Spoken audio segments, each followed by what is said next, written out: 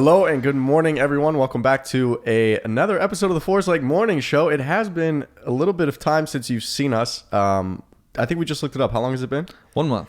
It has been 1 month Of us slacking. A little bit. Our last episode was a wonderful one with Isabella Diaz, local artist out of Tampa. Something that we've been striving to do. We've talked about to get more local artists on our show. In the span of that time, we've been busy traveling, doing work, and just things have kind of gotten in the way, as well as still trying to focus on Forest Lake as a band, not a podcast show. With that being said, we do have our first show coming up at the end of this year in the fall, and that's taken up time, and as well as just trying to get some new music out for you people, because we only have 3 songs released on all the platforms right now, and we have so many more songs we're excited to get to you, but it takes so much time outside of all the responsibilities we have. So with that, we're happy to be here sitting down with you talking. We're not going to do too much music news. We'll maybe mention some new releases because there were some big ones we checked out. But really, we're just going to kind of give you an update and talk about some things. And we'll kick it off with our upcoming show, Brendan, right? In the process of what it takes to kind of get a show going in a 2-piece band. Yeah, I think that kind of summed it up pretty nicely. What was it, like a month ago? Tyler came to me. He's like, hey, really excited. Like, hey, I got us a show. I'm like, cool. You realize we have 3 songs, right? Like, how's that going to work? Someone told me that if you say you're never ready, you'll never be ready. Yeah, 100%. 100%. And I feel like we were doing that. We're like, oh, we're not ready to play a show. We have 3 songs. Yeah. And so it's made us go into like deadline mode. Yeah. Where it's like all we're doing now is writing. Like just producing, writing, trying to get our stuff better. And it's been great. It's definitely been a good push. I think a much needed push for our music, but no time for podcasts. Yeah, it's taken away from the podcast, which I don't think many people have really noticed that we've been gone. But if you have, we do apologize. But it is very extensive because we have to talk budgets of what gear we need with the venue we're playing at. It's not a I don't want to give too much out yet. We'll probably save it towards October, like the actual like place and location, and once we start locking in the marketing for it. But the venue we're playing at isn't really made for performances. They have a stage, they have some equipment, but we're going to be bringing a lot of our own stuff. And yeah, it seemed like it was more tailored towards like singer-songwriters, where it'll have like your basic speaker setup. Yeah, just like. But we're not your basic band. We go big. Damn right we do. We go big. So we're trying to do the full shebang, full sound system, full band, full everything. Yeah. So it should be fun. Should be interesting. It's going to be interesting. There's going to be a good amount of people there. And it's also just cool because we grew up playing music live at the School of Rock. So we haven't... When's the last time you played a show live? Nashville? Sometime? Yeah, years. Years ago. Yeah, maybe like 5 years. 4 years, 5 years. We're going to be rusty. Well, it will be prepared, but it will feel like we're very rusty. But I think it's going to kind of give us an edge where we do the show and we get an itch to do a lot more as soon as we're done with it, especially if we invest in the gear that we need. With that, obviously, we want more songs out there. So one of the songs we're trying to work out right now, it's kind of coming together pretty quick, and we're trying to just make it as good as it can be so we can release it before the show if we can. And then obviously finish up some other ones. We'll be playing a lot of our songs that we haven't played or released because we have to fill like a 35-40 minute set. Yeah. No, that's exactly what a crowd loves too, is when they know none of the songs.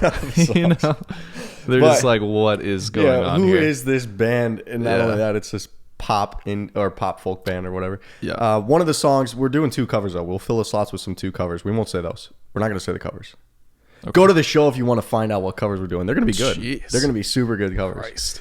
But yeah, long story short, it just takes up a lot of time. And that's kind of where we've been at. And we've also been trying to network with some other local artists to come onto the show. And then there's just schedule conflicts with us and whatever they have. So it's a process. Yeah. I think we're also realizing like how much work goes into prepping for a live show. Yeah. Like excluding the gear and all that, like just all of the work. Also, this is Forest Lake right here. It's just me and him. I knew he was going to say that. We're missing like we're missing quite a few people, but at a very minimum, we need a drummer. So trying to find a drummer within a month and a half is not ideal. Yeah, it's not ideal, but we'll make it happen. Drummers are plug and play, I feel like, with our kind of stuff. We don't have crazy drum parts. if you listen to It's our just music, it's just drummer of the year yeah, just playing his heart out. Yes, as a reminder, we have the drummer of the year who records all our drums out of Nashville, Evan Hutchings. But we're not doing like complex structures and stuff like that. That would be hard for somebody to pick up. Yeah. But that's it. That's the beauty of being an artist. I mean, if you are an artist and you're watching this, share us your thoughts, tips, suggestions, whatever you have. Well, if you want to reach out to us personally, go ahead. We'd love to take it. And just kind of tell you more about what we're doing, how you do it, whatever. Just bring the community together. But other than that, we did sit down yesterday and listen to some new releases. Yeah. Out in the music industry, because I sometimes just go to YouTube to go to the trending, and a lot of the time the trending videos are new releases. What'd you think? We saw some interesting stuff, did we not? A little bit. Let's walk through the list. Let's start with we started with Miley Cyrus. Yeah. Used to Be Young. I think this was featured on her album Flowers, but she just released a second version of it, I think. Don't quote me on that, but there's two releases. There's one on the Flowers album, and then there's a new one that came out like literally. It's a different song. It sounds different.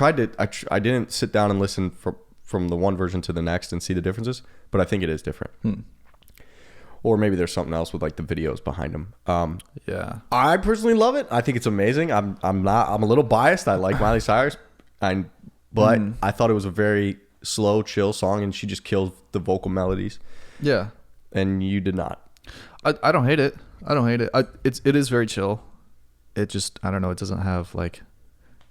She has better songs. Yeah, it didn't. It's a very like heartfelt song for sure. Well, I think so too. There's a lot of meaning behind it. I don't really know, but in the music video, she's wearing a Mickey Mouse T-shirt, and I think she's trying to talk about her Disney upbringing. And I think there's another music video for it where she's like literally it's a bunch of old clips of her young, used to be young. So there's a lot of message behind it. I also like the music video is one take. Yeah, the whole thing is one take. Yeah, it was, and that's kind of different. I like that, but with that, it's really hard to because it's just her, it's her face, and she's just singing the song. Yeah, that's it. And then there's like lights and stuff that come in and out. You're saying your attention span isn't long enough? No, it's not necessarily that, but you see all the imperfections. When we edit the podcast, you have to line up the video and the audio, and if it's off slightly, it drives you nuts. Yeah, and she was doing the oohs and the yeah, so she would sing certain parts or not sing the lead and go to something else, and it just threw you off. Yeah. It's what am I watching? Yeah, it didn't really line up very well. Yeah. Or you could tell that the audio was very intense, but the video wasn't. Yeah. It's still very cool. I like the concept of it. I do too. And I like Miley Cyrus. You're obsessed. We're gonna give her the benefit of the doubt that it's the best new release out of all these other releases. Another new release that we watched, Selena Gomez, Single Series. Yeah. Not bad. Just sounds like a poppy track. I will say the video is really good. It really well produced video. Yeah, definitely a lot that went into that cool. one. A lot of the scenery and the environment, very cool. Yeah. The song itself, you could do without it. Yeah. Yeah. But we'll see how it does on the charts. I know. Yeah. I think as well that one has a bunch of meaning and messages to it. But then again, I'm just reading YouTube comments, so maybe these are just the crazy fans. Trolls. Oh my God, look at what shirt she's wearing at 046 in the song, and what this means and how it connects to that. Interesting. And this, that, and the third. But okay, actually, this just reminds me of something. Speaking of finding the little details of a music video. Everybody, we talk about Taylor Swift a lot on the show. Oh, here we go. Almost as much as we do Coldplay on YouTube. Yeah. And just the other day, I was with a friend who played me 2 hours of Taylor Swift in one day. Is this why that happened? This is why that happened. Can we rewind? Can we pause that real quick? Yeah. Because a week ago, Tyler out of the blue came to me and he just goes, almost in like a sad voice, he goes, "I'm a Swiftie." He goes, "I think I'm a Swiftie." I'm like, we weren't even talking about that. We were talking about something completely different. Listen, just out of the blue.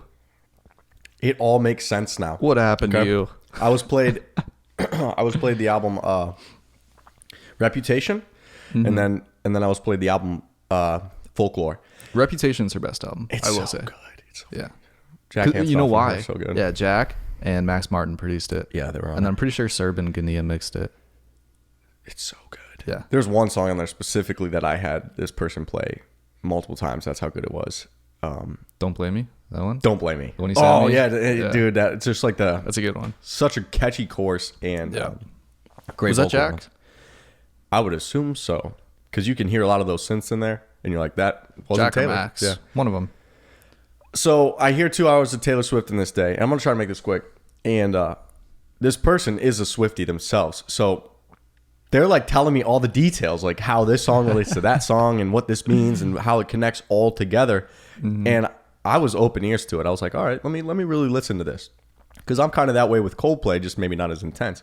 And then I was like, wow, this actually is kind of cool. Like when you really do piece this stuff together, and then just appreciate Taylor Swift having like a beautiful talent and being seemingly a very respectable, powerful female figure in the music industry. It's like, I get it.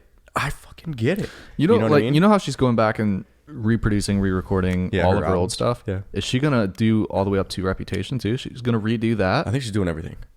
That's I'm gonna crazy. have to. Yeah, I'm gonna have to ask my friend. They would know, but I'll never hate a Swiftie ever again in my life. Not that I hated him. I'm just saying I'll never hate on him. Like we joked about like how crazy they can be. Yeah. I get it, and I think I'm one of them now. You're gonna see me at a Taylor Swift concert, and I'm gonna be like, The next episode, you're gonna be rocking like a Swiftie shirt I'm or gonna have something. my friendship bracelets and everything. Just connecting Selena Gomez's like little things like that to Taylor Swift, because that's something that happened while I've been away.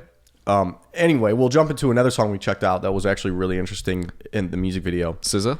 Yeah. I don't even know what to say about this one, dude. It was so random, like just watching the video for the first time, and then you see like Benny Blanco was in the video, and he's a huge music producer. Justin Bieber was in it just randomly. It, like, there's nothing special about the scenes except you look and you're like, is that Bieber? Yep. I think that the Asian male figure that she was with in one of those scenes too is also a singer, songwriter, producer. Oh, really? Yeah, I think so too. So that was a loaded video. Yeah. I don't want to say graphic, but it's sexualized 100%. The whole video was sexualized. Yep. But that's what SZA does. She makes R&B sexy music. You know what I mean? Like that's going in that playlist because that's just what she does. Well, I mean, what was going on with the robot at the end? I think so. I looked into it a little bit. If you watch the end, she also kind of gets close and personal with a robot, and like she's like kind of a stripper for the robot. Like this robot sitting in a chair, and she kind of comes up and strip on it. Spoiler alert. And the point of the story is that it doesn't matter like who. I think this is what it means. The point of the story is that it doesn't matter who it is or what they are.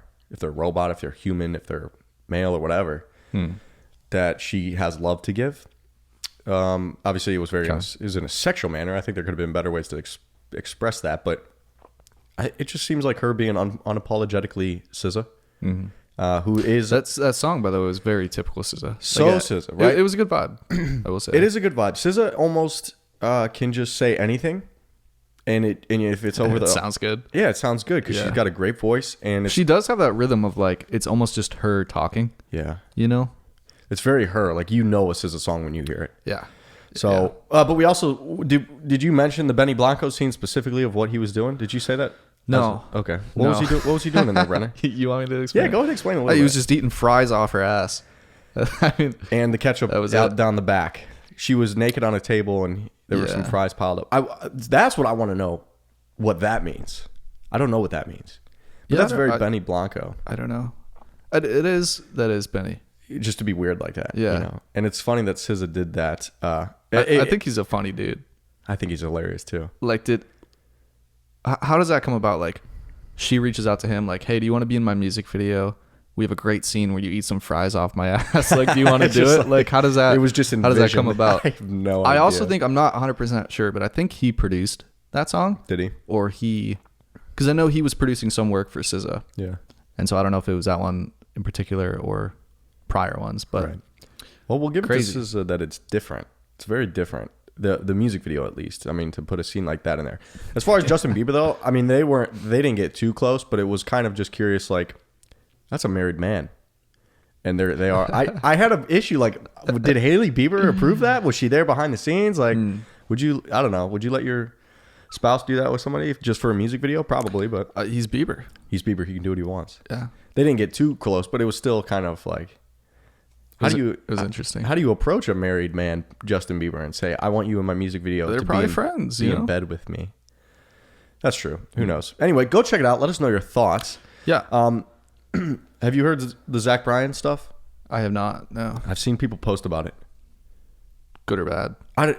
Well, they put reposting that it's released, so I think it's good. But I haven't checked it out. He's just another artist that came out with something. Blackpink as well since 2022. They haven't released anything, which was only last year, but they came out with a new song. And then the last thing we'll mention for the new releases is Ariana Grande. I figured out why she did this live studio. 10-year anniversary of her debut album.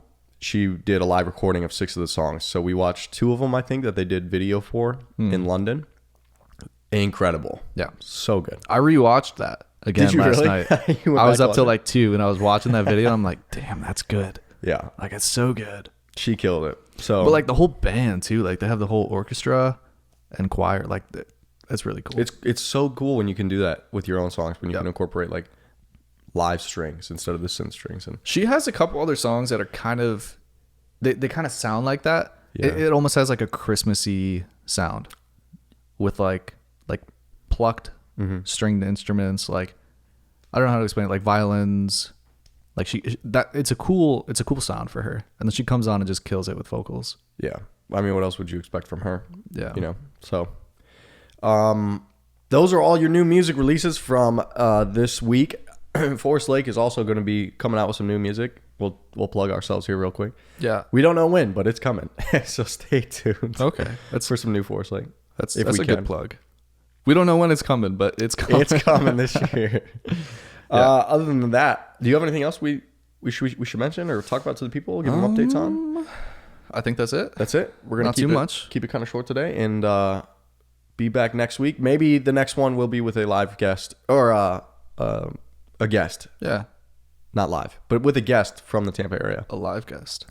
They It's- would I mean, they would technically. be alive, is what you're saying? Live is in alive or live? We'll see you next week.